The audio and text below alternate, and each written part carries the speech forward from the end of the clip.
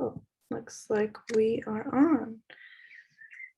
Hi, everyone. Sorry for the brief technical difficulties, and thanks for watching along with this week's Testnet Jam. Tamlin is going to be talking us through the market lifecycle today.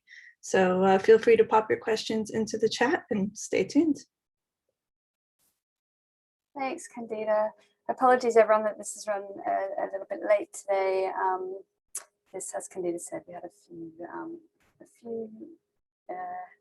difficulties that stacked up against us, but we're here now. I'm really looking forward to taking you through the market life cycle today. Just let me share my screen as a starting point, shall I?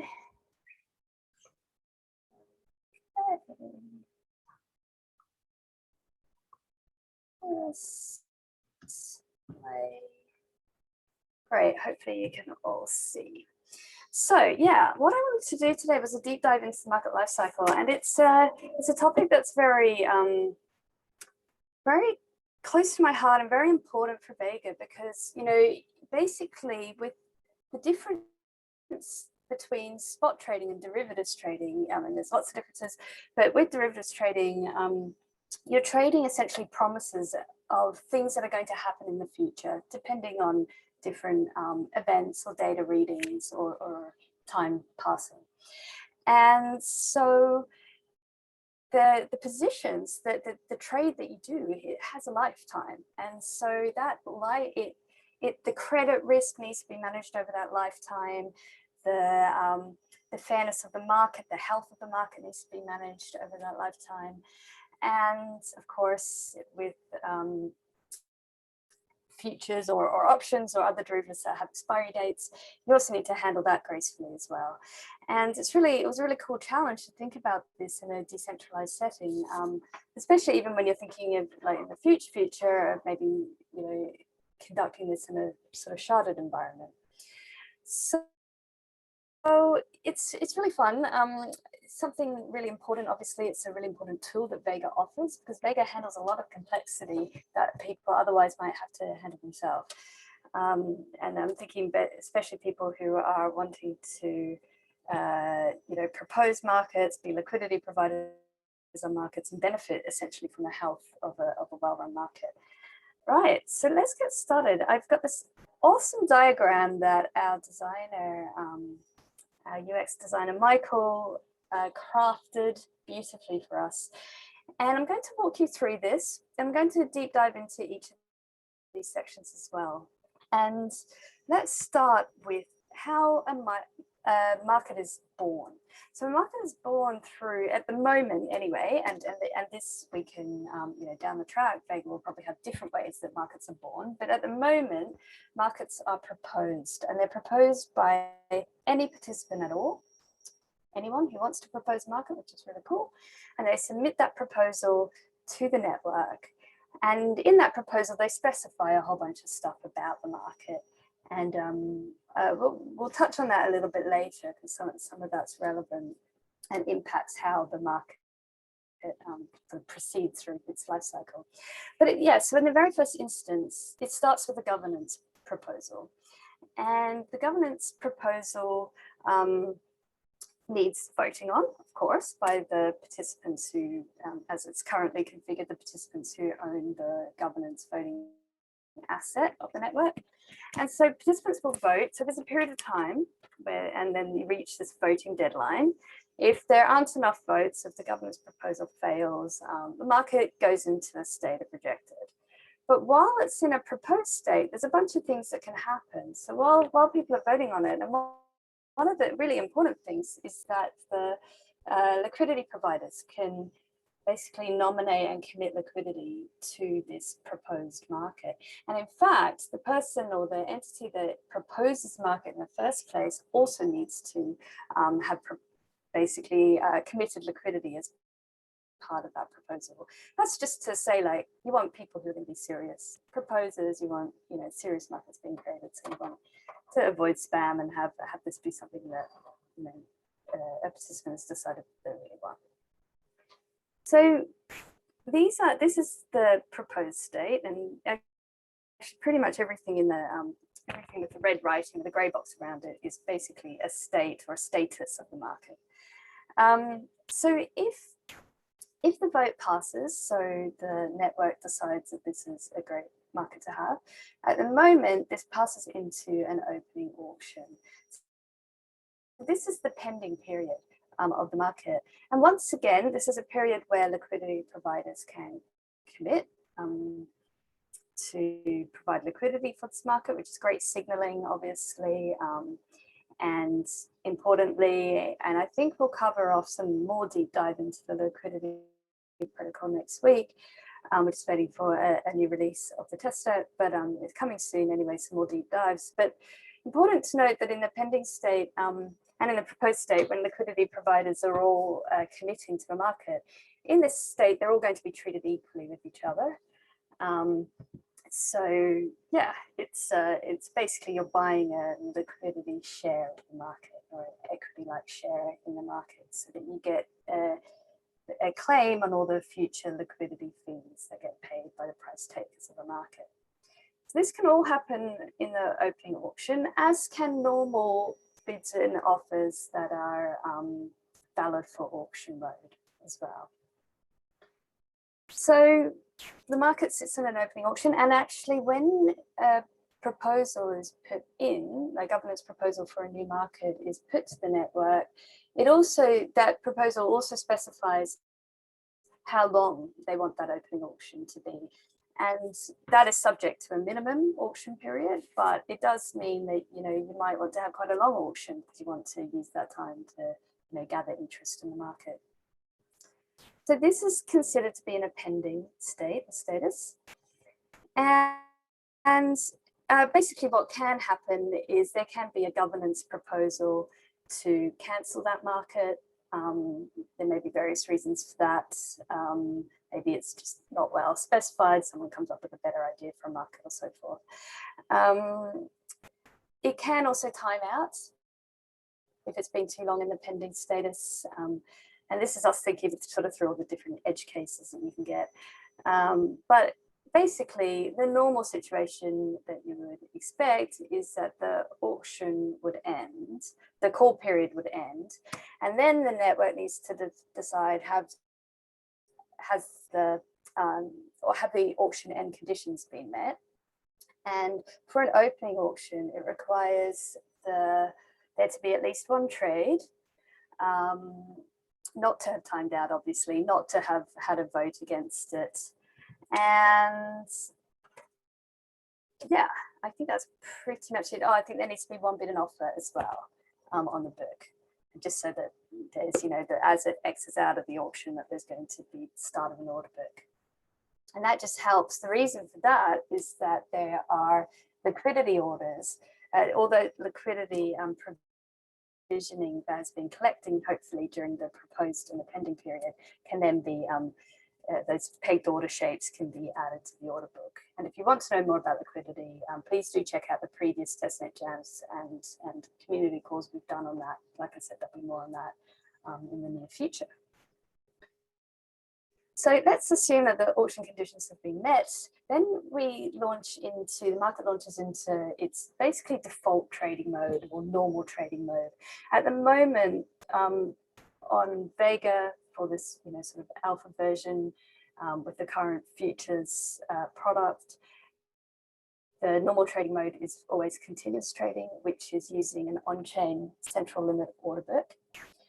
And that limit order book is the sort of only option at the moment for the normal trading, but in the future there will be on offer other default trading modes such as, say, frequent batch auctions. But in any case, the market is now considered to be active. It's business as usual for the market.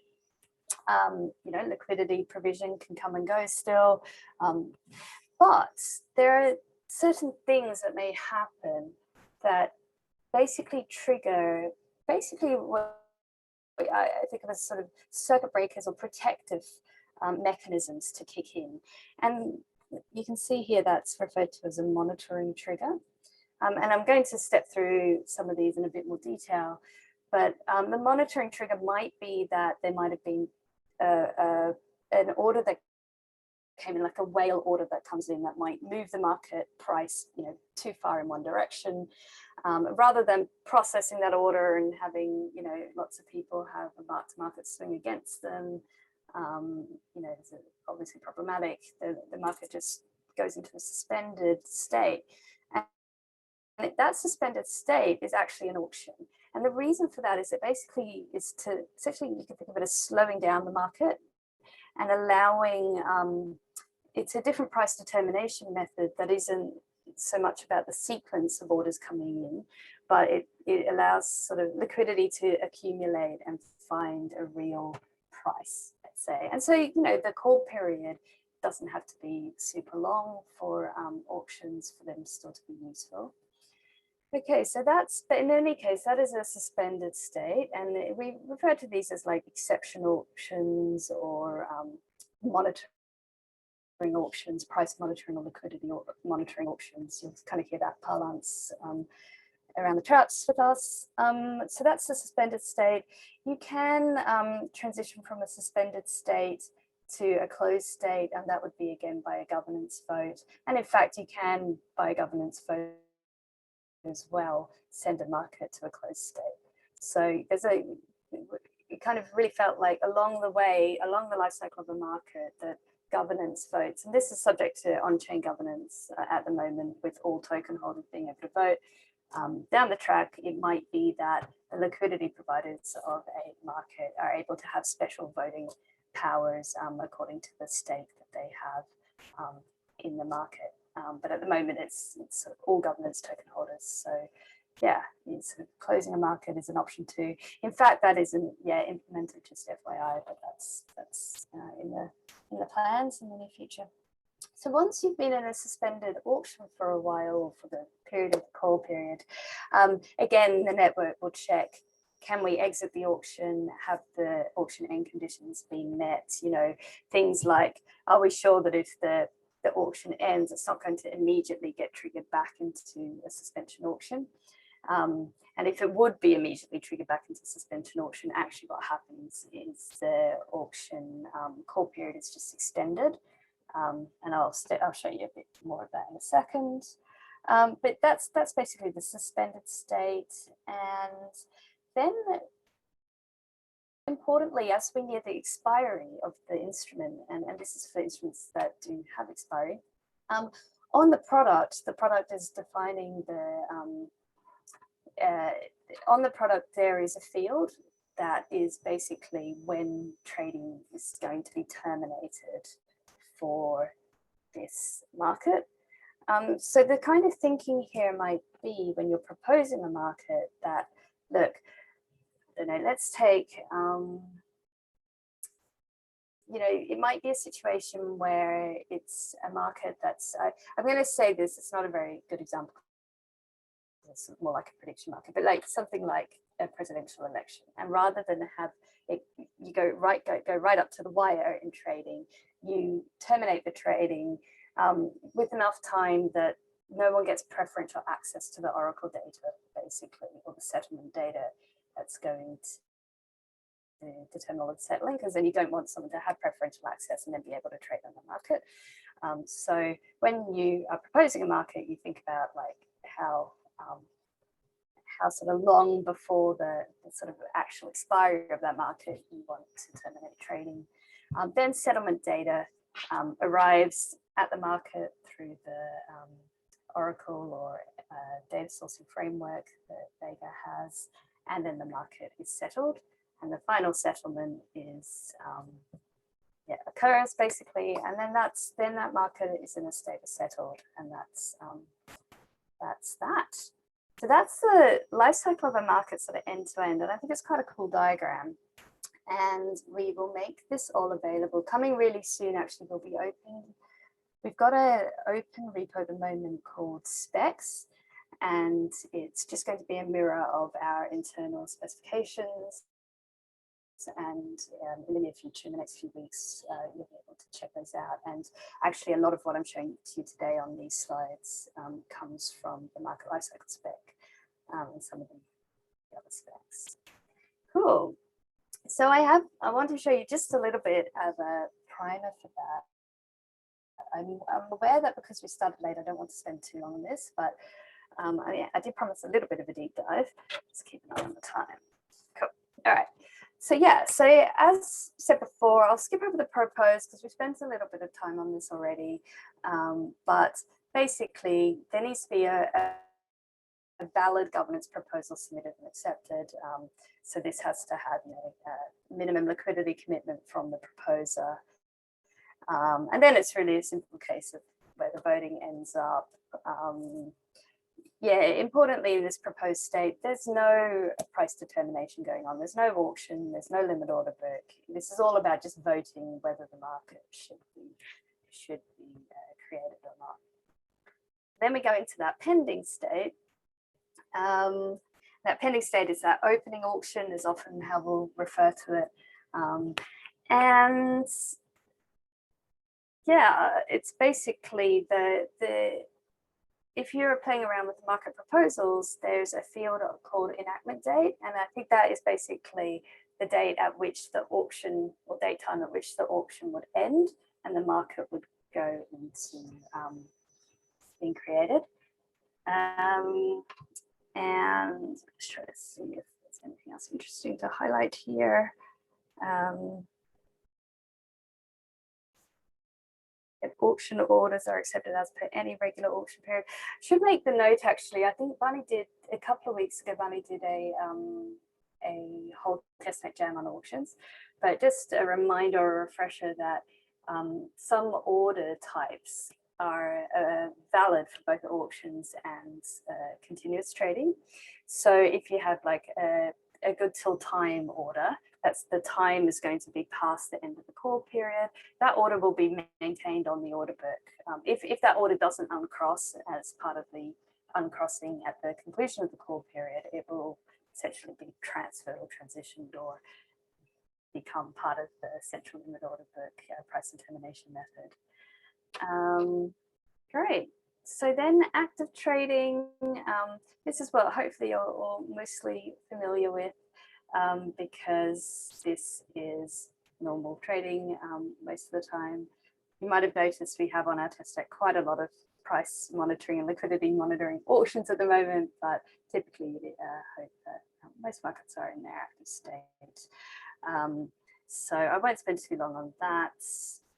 Then we go into these suspended auctions. These are the suspended market. This is where we have the monitoring auctions. And yeah, I think I did cover most of what I wanted to cover already talking about it. But I did want to say that during this period of the suspended period, liquidity providers can still make change or exit commitments. So their order shape, so all the pegged orders resulting from their order shapes are parked during the auctions, any auctions, but obviously the suspended state are most of the auctions. But if they have any limit orders that they're using to help meet their commitment, then those may very well go on to the auction order. Cool. And the trading terminated. Yes, so this is, as we're coming up to the point in time where we're nearing expiry. And basically what happens here is, and I'm not sure if I made this fully clear, you'll have a trading terminated date time that is set on the product. And then actually what will be the trigger for moving the product to settled will actually be the arrival of basically of the Oracle data. So, you know, if the Oracle data is, I don't know, some weather data reading on the 30th of June at midnight. So you might terminate the trading by defined on the product as, you know, 30th of June at 11 p.m. And then the Oracle data may only come in, I don't know, a few minutes after midnight, but that's the point at which it then gets settled. The data itself should represent the weather reading as at midnight. And of course, traders are going to scrutinize and make sure that that is the case. And there's obviously all sorts of consequences if it isn't, but most likely no one will ever trade your market again. So obviously you want to specify that well. And just trying to think if there's anything else to point out here.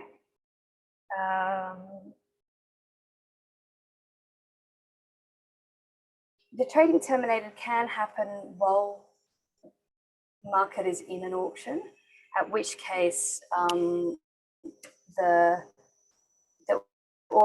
basically the trading terminated date will call the end of the auction and the uncrossing will happen. I think there should be a mark-to-market settlement happen then too, and then the state is essentially waiting for us. Cool. And as you exit out of the trading terminated, as you know, every market has an insurance pool.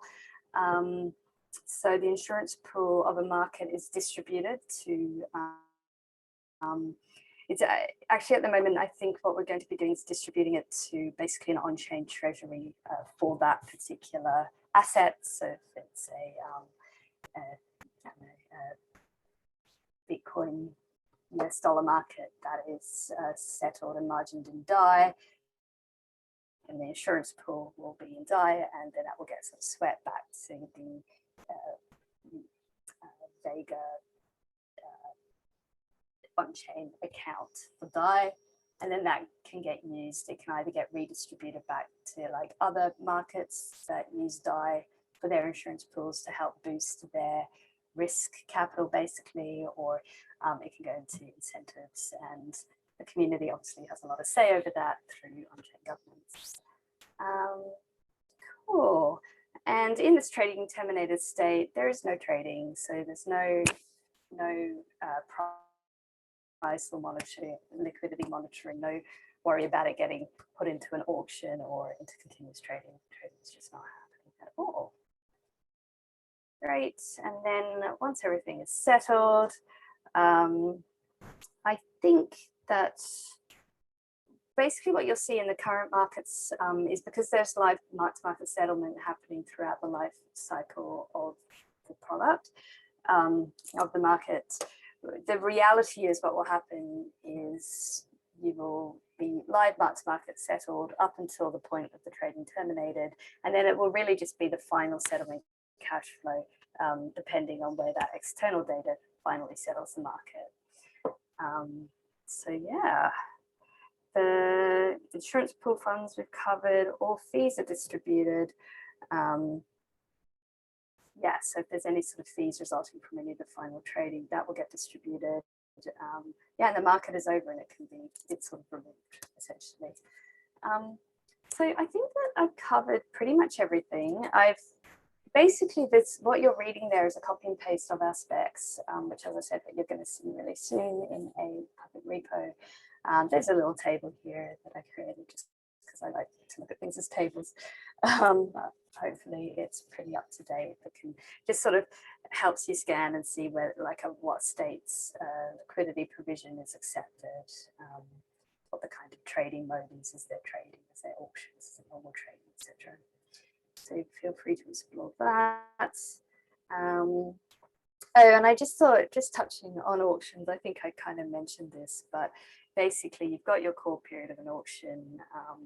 If it ends well and all the exit conditions are met, it will just go into the default trading mode.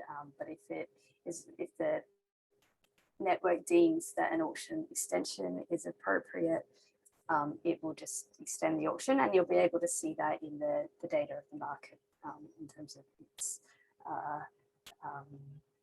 like trading mode. It will give that extension period, and it will give essentially a type of extension. Great. Okay, so I think that's all I had to cover in terms of just walking through some of our market life cycle, but I did want to show where you can see. I stopped sharing. You have stopped sharing right now, yeah. Just give me. Share my card. Sorry, let me find the right one. Just going to show where you can see some of this stuff in Vegas as well.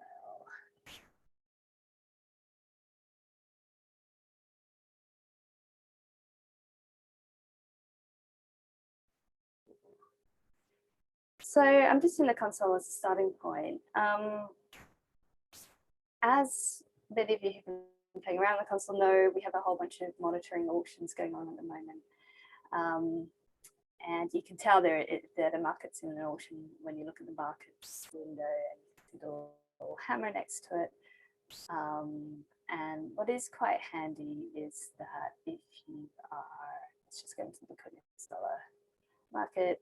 If you want to look at the market details, it will tell you what type of auction it is. So this is in a liquidity monitoring auction, when the auction ends, what the uncrossing price is, and what the uncrossing volume would be.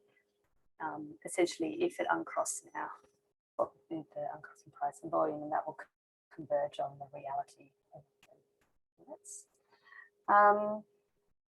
But what did I want to show here? I wanted to just say that in terms of if you followed along in the last couple of weeks, I've touched on how to place liquidity provision orders on through the console.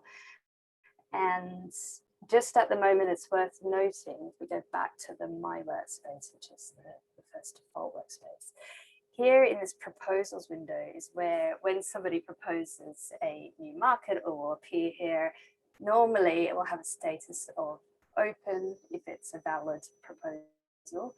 And this is just a little bug at the moment, so this isn't quite working, but it would normally say open and you can vote for or against that market. And I was going to say, now, as I said before, when I was walking through, as soon as a market is proposed, it can accept liquidity orders, but at the moment, there's no way to do that through the console. They just need to do that through the APIs, but that is coming soon. Okay, I think the only other thing probably, no, I think that's all I'll show on the console for now on that.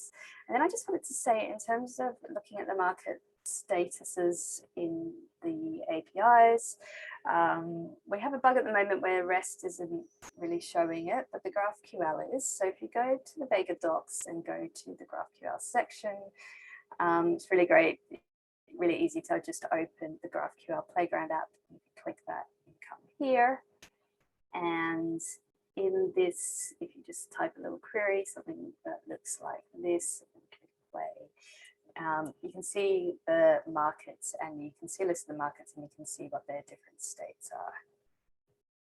So worth playing around with that. I am surprised it is, oh yeah, so it's actually an interesting point because we've got state active here, but it's actually in a monitoring auction. So probably that's a little bug, but maybe this should say state suspended. So I will note that down. I'll record that. But yeah, just wanted to let you know that you can see the states of the market in APIs. And at some point you will be able to see them in the REST APIs. And actually, if you just look at the market data, so you just do this so we get kind of request, you can, this gives you a bunch of information about what the trading mode is, what's triggered it, etc. Cool. All right, so that's all I wanted to go through. Mindful we started late, so I'm going to finish up now and take questions, and then we're going to hop into the open.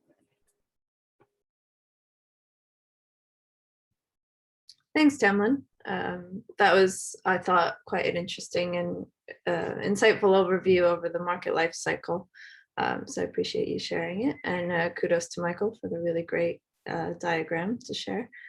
So I didn't see any questions pop up in Twitch, but I had one actually that I thought might be useful to the community. I think it's something that we've touched on in previous jams. But could you briefly talk about how the different parameters for things like the auction duration times are set and how they can be changed and if they can be changed? Yeah, sure. So in order to do that, let me just share my screen.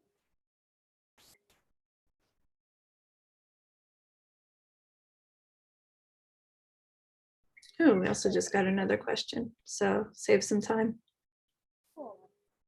So if you go into the details of a market, yeah, let's have a good look at this. So if you go into the details of this, you can see that when you it's not coming. Just check. Yeah, so let's have a look at, say, the price monitoring settings. These price monitoring settings dictate how long an auction should go for if it goes into an auction, basically. And I'm pretty sure that's both the auction time and the extension time, although it says auction extension. But you should check the docs just in case I'm wrong about that, because I'm just not quite sure what's being surfaced through on the console. Sorry. I think they might be the same. But if there's a Vega team member watching this who knows, please feel free to type alternatively. And then in the network parameters here,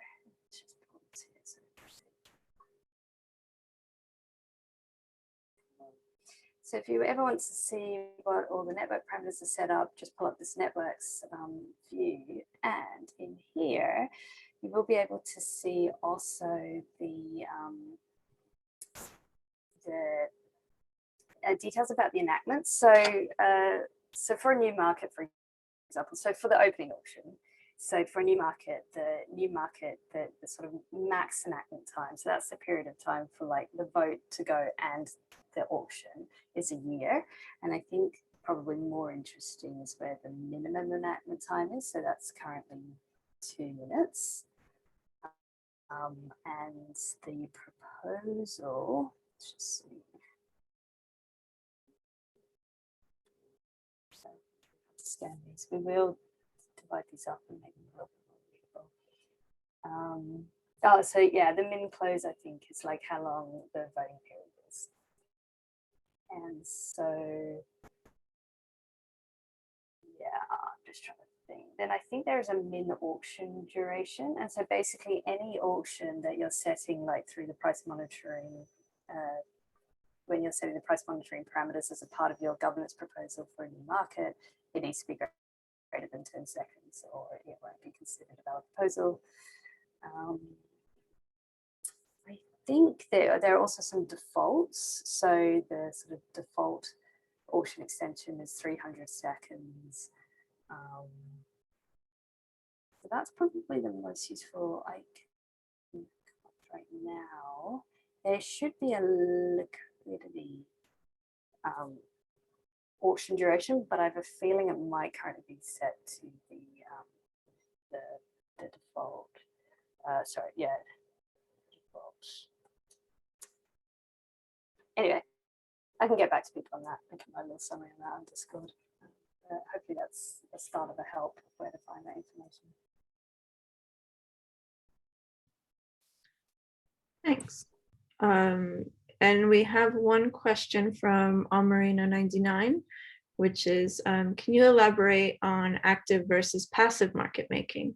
They don't think it's been implemented in testnet yet. So I guess a more general explanation of the difference. Yeah, definitely. So liquidity provision at the moment is all active, and that like to be a liquidity provider, you need to not just commit capital, but also essentially commit pricing, order book pricing. So you can, and what that means, by the way, if you're an active liquidity provider, is that if your orders trade, it means that you open a position, your position is opened, basically. So that means you then have to manage your position. So you're going to have mark to market and you're going to have margining requirements and so forth. So you can't ever fully achieve passive market making currently in the current implementation. What you can do, because you have a lot of flexibility over the order shapes that you submit, you can basically put that liquidity very wide, so that there's a low probability that it trades. The consequence of doing that is that you'll probably have high-ish margins, because what it will require is, because you're putting you're nominating so sort of wide and low probability of trading price level, the volume, the network basically just assigns more volume at that price level, and hence your margins are higher. But yeah, that's about the closest you can get to passive initially. But there are plans in the works to take a few different approaches to passive liquidity provision, and one of them might even be that you know, at some point people may be able to accept your, like an active professional market maker, for example, might be able to accept you sending funds or locking funds or allowing me, say, to trade those funds, and the protocol can just sort of automatically make sure that you get the funds back and any returns that are due to you. So having the protocol sort of facilitate that kind of on-chain funding could be kind of cool.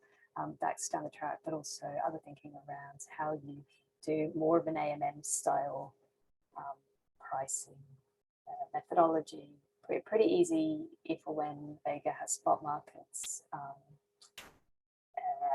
there's been talk of sort of doing up sort of hybrid order books with AMMs and the order books and stuff. So yeah, lots to be planned, but definitely in the first kind of alpha iteration of Vega, it will be active, even if your strategy is passive. If that makes sense.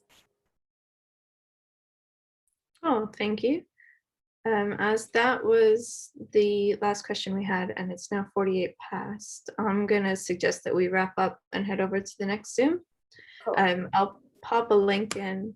Oh, actually, Barney's also providing a little extra info in the chat on the market making strategies, so or market making types, I should say. So yeah, I'll pop a Zoom link in there. It'll be coming from CMDF, the username, not the Vega community one, just for anyone who doesn't know what's going on. So I'll see you guys there in a second. Can you pop it in Discord as well? I promise. Yes, of course, we'll do. Thanks. See you there. Bye.